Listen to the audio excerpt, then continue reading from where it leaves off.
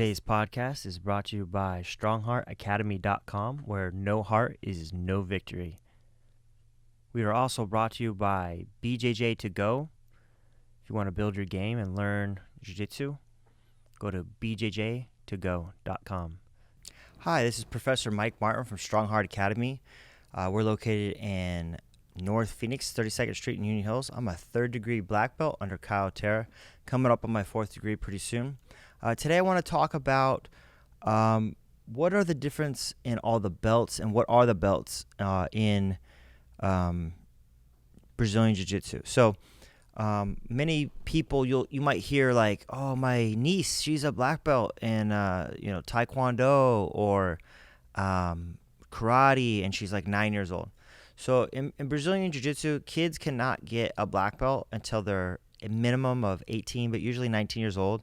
And that's quite a few years. And then they can't get a blue belt until 16. So let me go over some of the white belts first.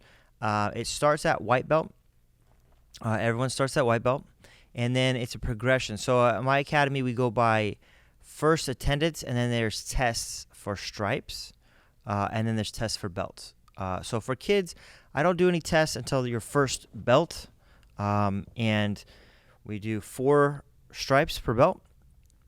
It goes white belt, and then we do a white with a black bar in the middle. And then traditional Brazilian Jiu-Jitsu now goes the belt with a white stripe, a solid belt, and then the belt with a black stripe. Now, every belt is going to have those 3 belts for kids. So you're going to have yellow like that, gray, white, gray, yellow, orange, and green. And then once you're 16, you can get your blue belt, but you cannot go past blue belt until you're 16. Now, for adults, let's talk about some of those belts. Well, first, let's go back to kids' belts. So a lot of kids, it's a slow process to get through your belts. If you go to tournaments in the Valley, most of the green belts are going to be like pre-teens, 12, 13, 14, 15, and same as orange almost. Very few orange, and then most of the belts are going to be white and gray and with some yellow. And then the higher they go up in the belts, there seems to be less and less kids doing it. Some of that's because in high school, many kids transition to like the traditional team sports. They're playing in their junior high or high school teams. So they don't have time to be training jiu-jitsu as much or at all. And then sometimes they come back. For adults, it starts at white belt level. And then at my academy, the first stripe is just attendance. I just need you here and show me that you can be consistent and diligent in your training. And then the second stripe, there's a test all the way, every stripe up to black belt. So we do tests, and every 3 months or so you can test as long as you have your attendance, you meet your attendance requirements. We carry a card in our class. You hold your card, you get stamped every day you attend, has the date on it, and then we go from there. We have a PDF system that writes out my curriculum for my tests. We have a curriculum that they can watch digitally, and then every 6 months it rotates through. Okay, so everyone's on the same page of what's required, and that goes all the way up to blue belt. So our fundamentals program is all our beginning techniques, the fundamental foundation of Brazilian Jiu-Jitsu, going through all the positions, defense and offense. And then from there, then we have a little bit more requirements. Once you get to blue belt, we do what's called a gauntlet. You have a test for your blue belt, and you have to show me all. The blue belt test is all my fundamentals. It's about 90 to 96 techniques, I believe. Maybe it's up to 105 now. I'd have to recount it. And you need to show me that you understand all these techniques on a partner. A black belt will do usually the tests. If it's not me, I usually do most of the tests. And then we do a gauntlet where you go into the advanced class, which is only color belts and above, which is blue belt and above. So in jiu-jitsu, you start at white belt, 4 stripes. After your 4th stripe, you can go to blue belt, and then blue belt, 4 stripes. Then it goes to purple belt, 4 stripes, brown belt, 4 stripes, and then black belt.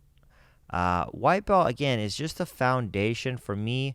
I'm trying to get you through the fundamentals and especially emphasizing defense, making sure that people stay in front of you with your guard, and then can you get out of tough situations? Because as a white belt, you'll be put in tough situations. And so by the time blue belt, we really want your defense really good. And then blue belt, I want you to start creating your offense, creating different types of guards. And then again, we have a test for those. They're all guards, entries, sweeps, submissions, and passes for each guard. And then same thing with purple belt. Now, once you get to purple belt, for me, this is one of my favorite belts that I had would be probably purple belt and black belt. At purple belt, you kind of define your own game, hopefully. And I do have the techniques that I teach, but I encourage all my students that you need to start developing a game. Even if there's outside videos and streaming services or seminars you've taken, and figure out what works best for you. I don't want everyone to have just my jiu-jitsu. The beauty of jiu-jitsu is you can make it your own. And I want my students, I don't want anyone to say that, oh, the strong heart guys or girls, they pull guard or they play this guard only. I could tell you so many schools in the Valley, I know what guard they're going to play. I know that they won't do takedowns. I know that they're going to pull guard, or I know they have no guard at all. This school doesn't train. It's only top. They're just wrestlers that do takedowns. So I don't want that being said for my academy. I want each individual to be their individual game. I'll expose you to lots of different guards, lots of different ways of takedowns and guard pulls and judo and guard systems. And then it's up to you to kind of really define what you want to be and what works best for the individual. And I so much of martial arts is very regimented and we're all doing the same thing, but then at a certain point, in my opinion, you have to start making the jiu-jitsu your own thing for you. And purple belt is really that guard. I think most people would agree with me on that, even though like maybe you would go to their school and then everyone's playing the same type of daily hiva or lapel guard or whatever it is. I still would say that the professor would probably say, purple belt is where you kind of define who you are. And even maybe if everyone's playing that guard in that particular school, each individual probably has its own favorites. Like maybe from daily hiva, I'm trying to make you fall and then go to barambolos, or maybe another person is, well, we do play daily hiva, but I like to sweep. Another person might go, our school plays daily hiva, but I like to attack. Okay. But for me, again, I want you to be able to play any guard that you feel comfortable with, and I want to expose people to as many different types of guards so that if you go against someone that plays a different kind of guard, it's not a shock. What is this? So that you have ability to pass any guard, even if you're not a particular type of guard that you like to play. So moving on to brown belt. Brown belt is kind of the refining process. Brown belts and even purple belts can beat black belts. If you're a younger purple belt, you're going against an older black belt that's just having an off day or tired, or, maybe you're 25 purple belt and the black belt's 40s or even late 30s and up. You're not going to be able to keep that speed and endurance as a young person. So it's not always who can tap who. It is a knowledge base. So, at brown belt, we really want to make sure that we're cleaning up any kind of shortcomings we have. Maybe I don't know how to pass to my right side. I only go left. You need to work on that, okay? Maybe I only do Kimuras on a right side or left side. You got to do the opposite side. And really refining all these kind of weak spots we have in our game. Like, I never pull guard. Okay, well, you need to start learning how to play guard and so that you're more well-rounded. And that's what I want to get to that reach to that black belt.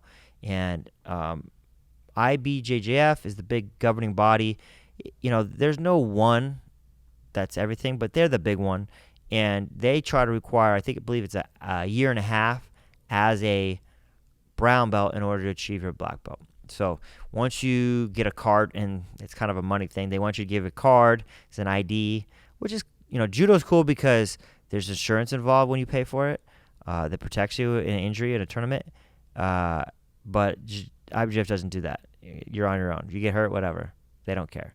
But that's how they track it. So you kind of need to pay your $30, get in their system, and they know that it's been a year and a half. Now, any school could do whatever they want, but to be recognized by IBJJF, that's what their requirements for that is.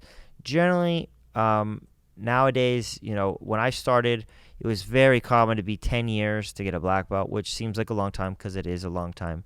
I got mine in about 8 years, 8.5.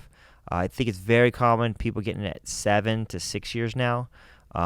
If you're pushing really hard, I think the ability to watch streaming services for jiu-jitsu, YouTube, seminars, things like that have opened up the ability for learning possibilities to really increase the knowledge and the speed of acquiring knowledge. And then more tournaments that you can go into, the faster you can grow. Tournaments really help accelerate your growth. And so I think I'm not opposed to people getting black belts faster. I am opposed to giving black belts to people that I don't think really deserve it. And that is happening a little bit right now. People are kind of handing out belts. And I always thought that, the difference between jiu-jitsu and a lot of these martial arts is kind of like I alluded to before. Your 9-year-old niece has a black belt and she's trained for 3 years. In 3 years, you might have a blue belt in the middle of your blue belt or just got your blue belt. I think it took me about 2 years to get my blue belt, 2.5 years. The average used to be 3 years. I think it's about a year and a half now people get to blue belt. I like blue belts to be the longest kind of belt to hold, another 2 to 3 years, and then purple belt about 2 years, year and a half for brown belt. I think that's good average to really have the marinating of the techniques and understanding the concepts of Brazilian Jiu-Jitsu. So again, as a black belt, and for us at blue belt, we do a gauntlet.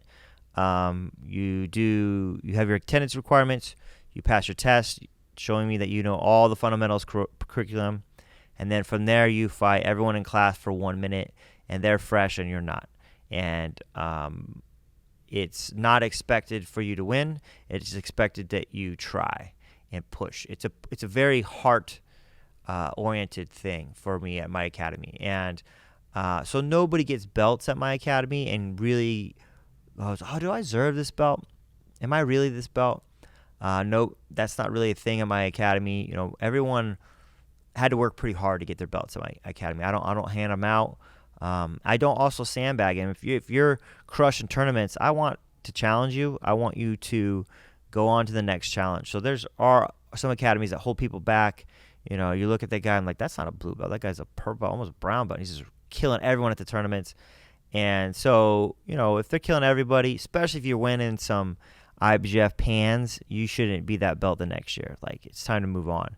I think IBJJF allows you to win it twice, maybe. That might be down to 1 now. I don't know that. I have to look at those rules. They change it kind of often. So, it's time to move on and go to the next belt and be a higher challenge. But even people that win those tournaments have holes in the game. You just have a particular type of game that works really well. Maybe you just do a takedown, you get to top, submit, but you have no guard. And it's really important by purple belt that you've established a really good guard. You can get away at a white belt and blue belt without a guard if you have a good top game, meaning you can pass really well and you have good takedowns. So, you get the guy on his back and he is forced to play guard. You're playing top. You could pass their guards. But at purple belt level, you really, really, really, really need to focus on what happens if someone forces you to your back. You've got another opponent that is really good on their feet, and they get you to your back. What are you going to do? And if you don't have a guard, you will be crushed. I've seen this happen before, that people wait too long to work on that guard. I really suggest everyone, as soon as you start jiu-jitsu, focusing on a guard retention, meaning keeping people in front of you and they don't get around your legs. That's what we call guard in jiu-jitsu, is our legs are in between me and my opponent. Closed guard, meaning my legs are locked. Open guard, my legs are open, but that turns into various types of guards from there. But working on what works best for you as a purple belt, again, establishing your game that you're going to do, and then refining it. We get to brown belt, we're refining our game, making sure that we can go right or left. And then the one caveat I also would add to the brown belt is, can you teach? And I really feel like as a brown belt, you should start jumping in a few classes that you're willing to teach, maybe not always consistently, but like 1 or 2 classes here and there, helps your academy, but also is going to make sure that you really understand the techniques and you can explain the techniques. I've gone to testing from my academy, who I'm under, which is Kyle Terra. He's a 12-time world champion. When he does tests, he doesn't just ask you to do the technique. He wants you to explain why. And it's such a deeper level of knowledge and understanding. Why are we applying and doing the things that we're doing versus just, this is a Kimura? Okay, well, why would we do a Kimura? Oh, because his hand was placed on the ground. It was an easy access to it. I was able to turn my hips to get him on the far side to create the correct angle, so on and so forth. So, versus just Kimura. And, at a brown belt level, if you can really explain and teach the things that you know to others, it's going to refine your game and really break down what you do. Sometimes people do things and they can't even explain how they do it. And that's very common with athletes of any sport. I noticed that, I started teaching really young. I started teaching at a blue belt. I was teaching kids as a blue belt. And then by purple belt, I was already teaching fundamentals classes. And then brown belt, I was teaching fundamentals and advanced classes. And by black belt, I already had my own school and teaching. So I taught for my original school that I trained under. And it refined my jiu-jitsu. It made my jiu-jitsu so much better because my ability to teach everything I did, I had to really break down everything and go, well, is that should I be doing that this way, or is there a better way? And really focusing on all the details and really breaking those details, and then how quickly can I disseminate the information? And as an owner and the head instructor of my academy, and I develop my curriculum, that's like a higher level. As a black belt, I think is, can you make a curriculum?